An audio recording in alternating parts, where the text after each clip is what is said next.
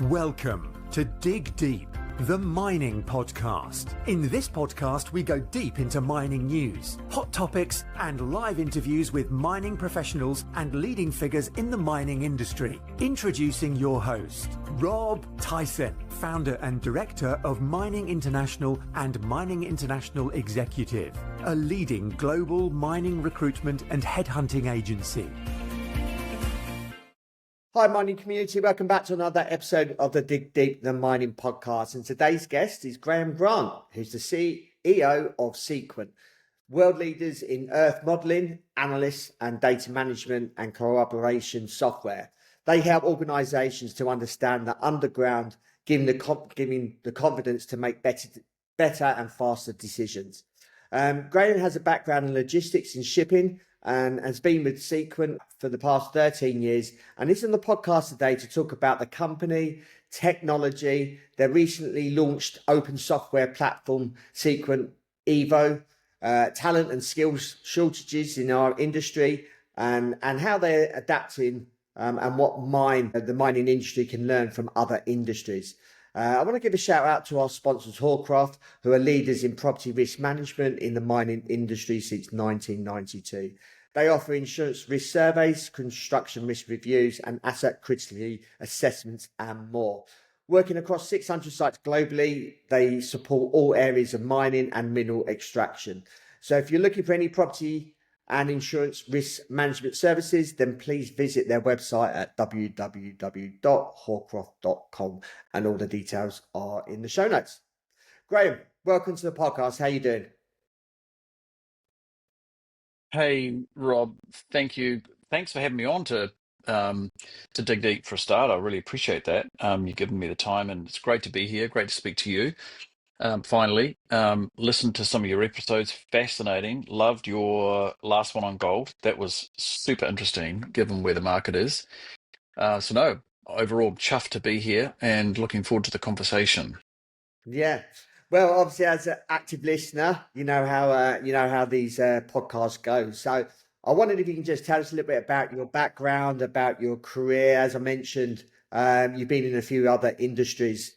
So I wondered if you can just give us an overview of your career so the audience knows a little bit about yourself. Well, no, happy to. I mean, real brief. I'm actually a forester by background. I know you mentioned the logistics, but I'm a forester. And spent 10 odd years in that industry in the Southern Hemisphere, and ended up running the Southern Hemisphere's largest plantation forest business in New Zealand. And during that time, got heavily involved in logistics. So that's open ocean freight, dry bulk shipping to Asia, everywhere from Turkey to China to Japan, sifting wood products. I spent quite a lot of time in banking and finance. So for one of Australia's largest banks, National Australia Bank, which also had some banks, worldwide. So I was with them in Australia, and then also in the UK, where they had two regional banks. And from there, I spent some time in renewable energy, building wind turbines actually in the UK during a period of all that sort of feed-in tariffs and build out of new renewable energy, and then ultimately ended up in Seequent 13 years ago, where it was a tiny little company of 30 something odd people, all in New Zealand. Okay. Wondering if you can just tell us a little bit about Seequent, so our listeners know a little bit about the business. I mean, some may know of the business, but for those that don't, I just wondering if you can just give us a brief overview. Sure. Well, look, we're a software company. We're a software company that specializes in geosciences, and we're global leaders in that space. I mentioned New Zealand, so our HQ's in New Zealand, but let me give you a rough sense of our size so folks can calibrate that. We have around 800 staff in many, many countries, thousands of customers, and those customers span 150 countries around the world. We are relatively young for a company of our scale in these industries that we're in. And going way back, we proved out the core technology that sits inside our business in the medical sciences industry of all places. And then that got ported over into mining just over 20 years ago, which was the origin of Seequent, and the rest is history. And for those listening, if they're less familiar with our company name, Seequent, but they any way associated with the mining industry, they may know Leapfrog, which is the product we're most well known for, and that is, hands down the most successful geological modeling software product in the mining sector. But we are way more than Leapfrog now. We've got a very extensive portfolio across the geosciences, data and geoengineering.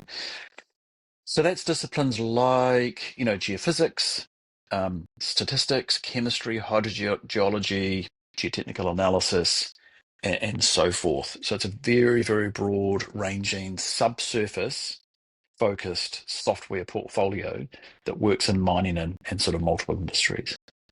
Yeah, I mean, as a recruiter, I'm aware of Leapfrog, so have come across that many times before. Um, what are some of the most exciting projects, Sequent, have you been working on? Oh, it's a toughie. Like I said, 150 countries, thousands of customers. I mean, there is a lot going on. Um, I think off the back of a very vast customer base, maybe I might pick, because we are focused here on mining and dig deep, right? So let me think about some themes and then talk about some projects related to those themes. So cost is really important. You would know from all your conversations, mining companies are really cost sensitive. The nature of that industry, means that they are really exposed to outsized inflation rates, given the composite set of challenges they've got. And so, cost is a big issue. So running operations cost effectively. So I'm thinking of a, nickel customer, we have in Asia where, we removed about down at task repetition, we removed about 75% of all the repetitive tasks and, a core part of their process, which upped their employee productivity by about half, which is, very, very material. Um, Perhaps another, and of course that translates through into cost. I think about um, in Europe, another customer of ours where, we massively increased drilling accuracy, we lowered their modeling time by half. And when you talk those sorts of numbers, these aren't small percentage point gains. These are massive, inflation busting shifts in performance. And that flows through ultimately to the bottom line. So cost is really, really important. The other side of mining is, operational efficiency and effectiveness, because, mining's a giant operational businesses.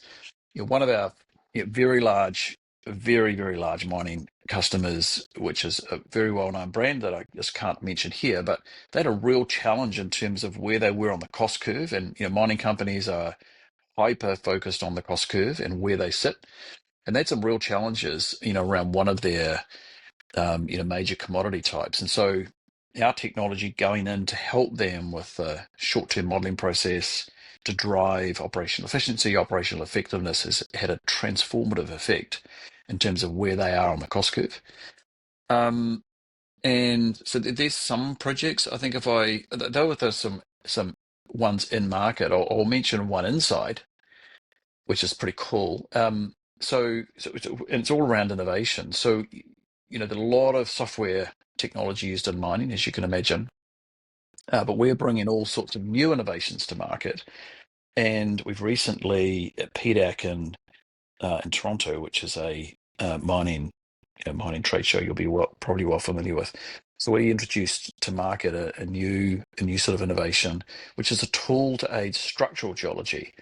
Now, structural geology is just fundamentally important to understand the natural processes that form, geological deposits and what that means.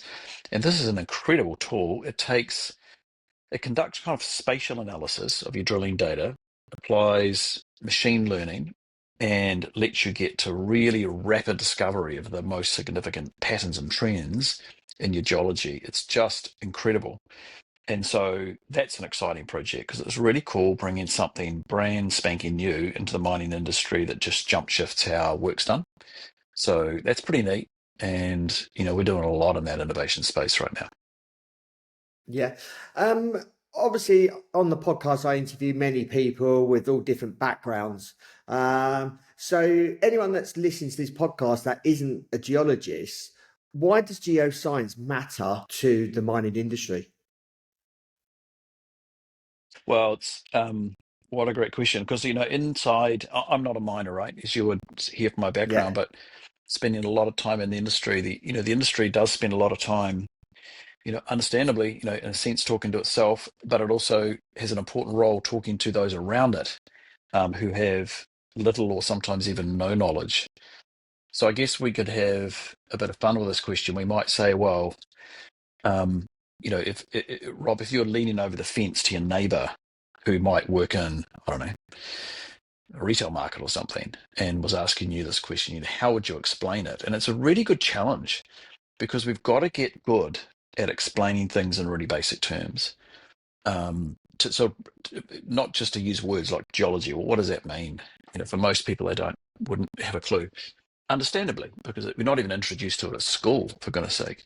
So I think if I was having that conversation and let's answer this question in the general public terms, I would take, overly simplified approach, but try and keep it real simple. And you've got to start with something that people can relate to.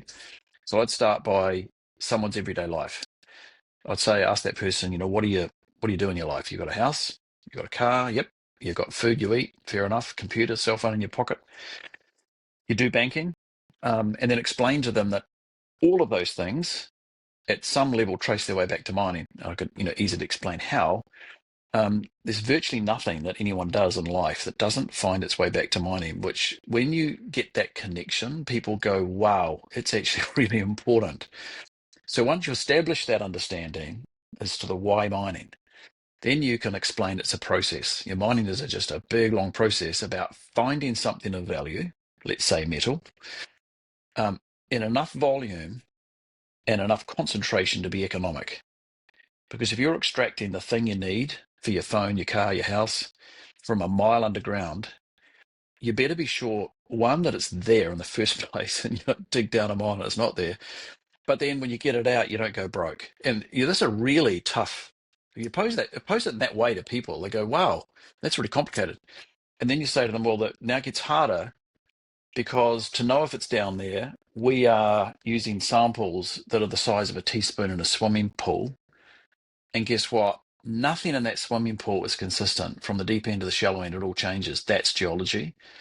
But that geology and the minerals in the rocks, they hold metal. They are continuously variable. So you've got to take all that sample and you've got to make sense of it. And at this point, they're scratching their head thinking, well, how do you do that?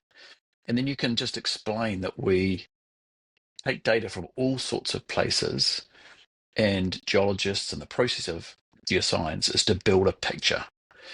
And then they'll ask you, well, what data? And then you can say, give them a couple of examples and say, well, you might fly a plane and you like measure gravity. So if, rock's denser, it might have a stronger, gravity signal. Or you might drill a hole in the ground, take a rock sample. You might look at what that rock is. You might run it through a lab, determine if that metal's in that rock or not. And with those teaspoon samples, with awesome software, with amazing geoscientists called geologists and geophysicists and so forth, they'll build a picture of what's underground and give that mining company and their investor the confidence to get on with the project. So that's the way I'd describe it's important. I'd bring it all the way back to everyday life. And that usually works. yeah, and that So let is me test you. a Did that work? yeah, no, it does, and it's a basic explanation and not too technical, so everyone understands it. So yeah, I certainly agree with you there. You recently launched an open software platform. There's been obviously many years in the making. Seequent Evo, what has which has obviously received a lot of attention. You called it transformational for the mining industry. I just wonder if you can just tell us a little bit more about the software platform.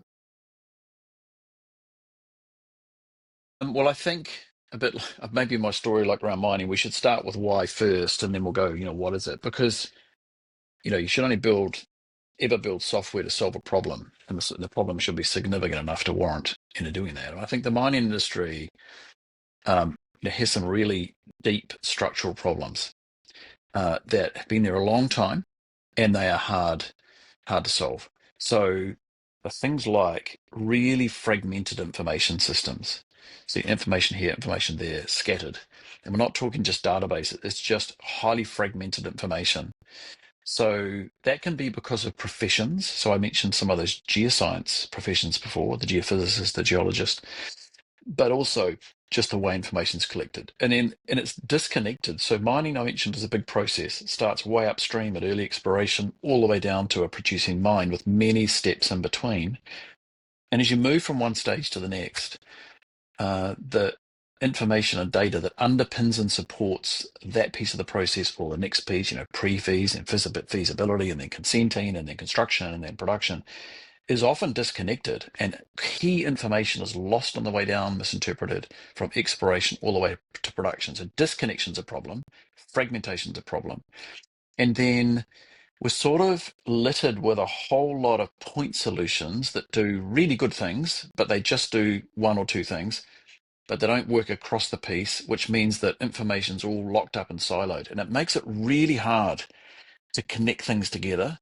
It makes it really hard to automate. I mentioned earlier about speeding up, getting things done faster in those examples, or just liberating the data so that it can be used for something else. Like you might have collected it for A, but you can use it for B, and you can't do that when it's all locked up. So this problem's been around a long time.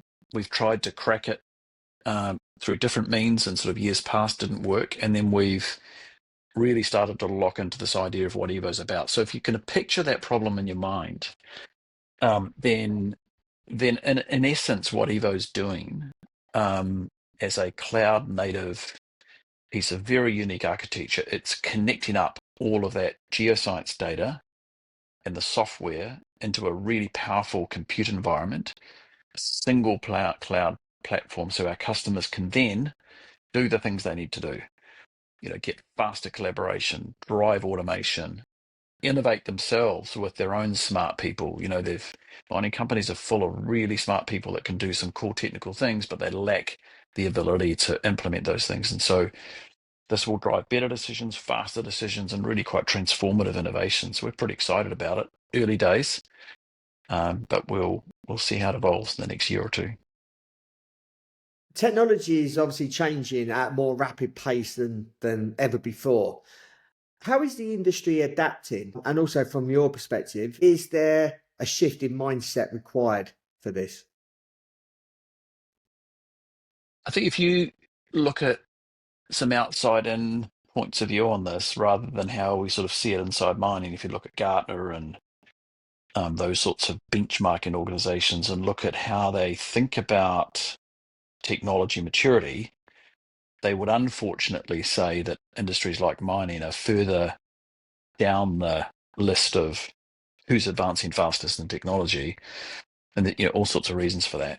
So those sorts of statistics are sort of often sort of quoted. But I think there are other things happening in technology in the sort of big macro picture that are also worth talking about. Just not our software companies adopting AI and are they adopting software, but there's some really big picture things happening, some macro trends. So I'll give you a few examples. And you can see this yourself through lots of other industries, all converging. Miniaturization is a thing. And so we see that happening as part of the wider hardware technology market. We can also see with miniaturization the unit cost of technology falling really fast, the kind of Moore's law type idea. So if we had said 10 years ago that you could carry around a LiDAR for free, someone would laugh at you. But now your iPad and your phone's got LiDAR on it, it's free. So that's all just showing up in 10 years. And why did that happen? It came as a consequence of a lot of other technology industry changes that folded its way into the phone.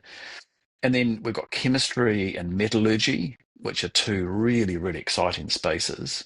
We think we know everything we should know about chemistry, and that's not true. There's so much that we are still learning. And when you crash all that together with the transformative things happening in the software technology market with AI, and that will soon be going agentic, there's a whole lot of acceleration coming. So you're right when you say more rapid pace. When you say fast pace, often people just jump to AI, but there's a whole sweep of converging changes a set of changes happening which can converge. And you see that showing up in some quite surprising ways. So can I just give you an example that's a bit left field, just to, get folks thinking? Yeah. Um, Lithium, everyone talks about it, Tesla's EV cars and so forth. And, traditionally lithium was a hard rock mining game. Often open pit, not always, but, it was a hard rock mining game. But we're seeing the interesting rise of brines, and I'm not sure if you've touched on this in your podcast, prior episodes. So that is direct brine extraction, finding liquid underground that's in a lithium-rich area. So lithium effectively goes into solution, a bit like you think of salty water. You draw the brine out, you extract the lithium. Now, that's been around a long time. And in fact, if you go to Cornwall, a lot of the old tin mines that you would know of, and the tin miners in Cornwall knew that lithium was there. There just wasn't a market for it at the time, and now they're extracting lithium from those old tin mines. But traditionally, you get that lithium out of the water by evaporation. So you tip the water into great big ponds. Hopefully it's in a hot climate and it evaporates off and you're left with some sort of lithium salt that you can work with, which takes, as you can imagine, vast areas, not exactly, not exactly the most environmentally sensitive way of dealing with that lithium, or at least even if it's well contained and managed, it still takes a lot of land. There are issues around that time. So now we're seeing the rise, I mentioned chemistry, I mentioned physics. We're seeing the rise of direct lithium extraction, which is driving that lithium brine through a membrane, a bit like you would, run a reverse osmosis on seawater to generate lithium at the back end of that process, which is a very contained, very small footprint process. Now, it runs to very different extraction economics than traditional hard rock mining. You're not moving all that rock around. And so recently, one of the large global oil players announced a set of concessions in Europe to, drill wells for brine, that if they make production to the scale that we're talking about, they would become a world scale lithium producer. And there's no mine and there's no mining company, which is really fascinating when you think about that at its Yeah. most highest level. Now, lots of questions about DLE. Will it work? Will it not work? But there's a lot of investment going into DLE, and it could change the face of lithium. So what is that? It's really a convergence of a whole lot of different technologies coming together. And I don't, though many close to it would know about it, not many would think of extracting lithium by pulling water out of the ground. But it's a fascinating idea, which then raises questions about things like, what about old oil wells that are no longer used to extract oil, but are full of water? Well, that water happens to be full of brine as it comes out of into solution out of the minerals around the oil well, and in that brine will be metals. So, when you think about the economics of that, it's a fascinating question. So I think we're in for a lot of change is the point of that story, and nothing's going to stay the same. Talent and skill shortages are obviously a big issue in mining. How is Seequent thinking about the future of mining? Obviously, in particular, geoscience and engineering. Do you remember what if you plot gold price? In fact, you had that gold specialist on just a week or so ago. But if you plot the gold price the last 20 years, you'll notice it went up, and then in the 2000 sort of 12 through 16 period fell off a cliff, and as did the entire mining industry, and that was a horrible time. And what happened there was a whole generation of miners, and in our space, the geoscientists, just left the industry. There was no work. And they retooled and went off and went into another industry and never came back. So we lost a massive part of our global workforce during that downturn. And then what happened after that is the industry then began to pick up again after 16, and there was a strong run all the way to 2021. We didn't see the number of students follow the growth in the industry, which is typically what happened in years past. So numbers of students going through universities basically stayed flat or started falling. And then more recently, we've seen even university faculties closing their geoscience programs. So what happens with all of that when you put it together is this quiet grey tsunami where you've got older, very experienced geoscientists who one day are going to retire. You can't stop them. and you've got a smaller and smaller number of new graduates coming into market with a great big gap in between. And it's well published inside the industry. Fixing it is a big problem because if you talk to your average geologist, they didn't find their way into the industry because a careers advisor told them to. This industry is something, this profession, if you will, is not something that kids are told about. They discover it as they go along, and they're not discovering it fast enough. So we've got a massive skills gap coming in the next 10 to 20 years. Serious problem. So we've tried to, rack our brains as to what we can do to help. We can't fix it, but we can try and help. And we thought one thing we could do is improve that discovery process. So just under a year ago, we launched a new cloud native conceptual modeling product for geology. And the target market was a 17-year-old. That was the 17 to 18-year-old is the picture we had in our mind. We commissioned a gaming company that did a lot of work for Disney, Pixar, these sorts of companies. And they just know how to build games for kids. That's what their marketers have done it for years. And Yeah. we got them to build something for geology. It's called visible geology. And then now we're launching that out into particularly universities, earth science programs, geography. Maybe it might make its way into school to bring geology alive and make it make sense for kids. And so that's fantastic initiative. It's free and we're getting it out there. So if you want to put a link to visiblegeology.com in the show notes, that'd be great. People welcome to go there. And even geologists find it really helpful because they can explain geology to non-geologists in a simple way. So we're doing that, and that's a long-term initiative that we hope will make a difference.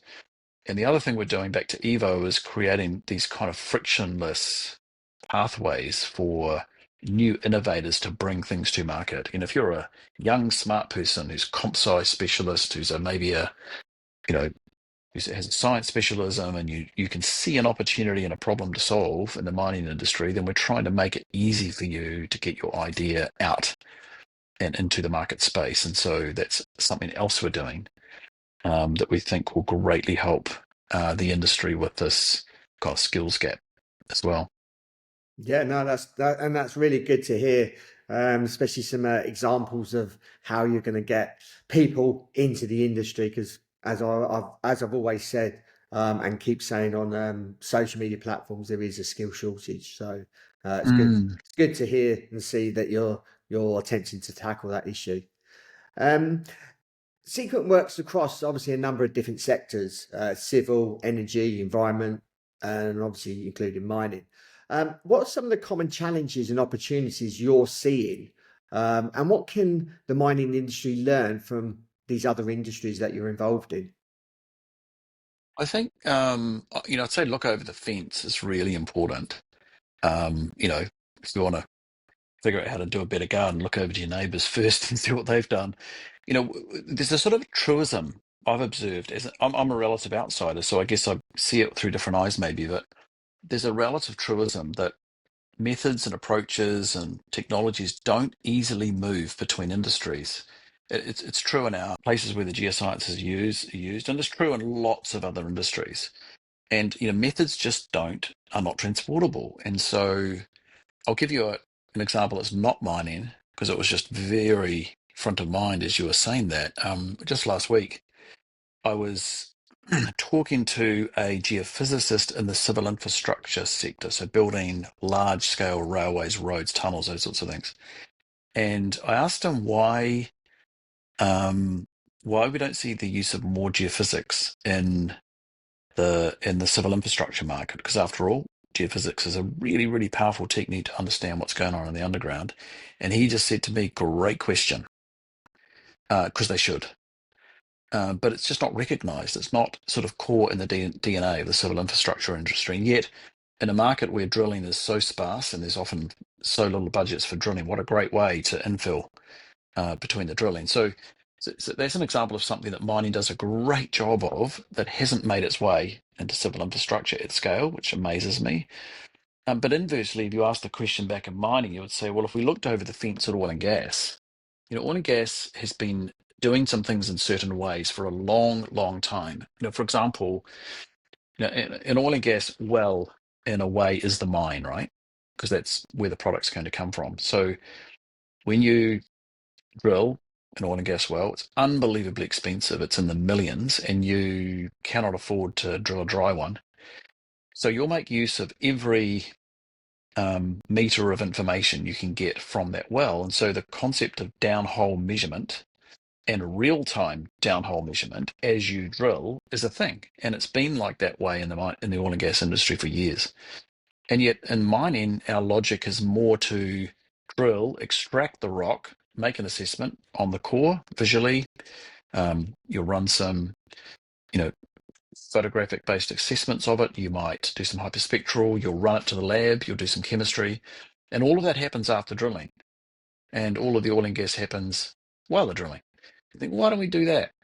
Now, there's lots of reasons why we don't do that. Holes are smaller, technology is not up for it, it's a more aggressive environment, so many different things. But, I think we should have seen more and faster permeation of those ideas from one industry to another. So I think that's a big learning when you look through and across. And how many geologists have you met in mining that came from oil and gas? Or, how many do you see cross industries? And the answer is it's usually the minority, not the majority. Yeah.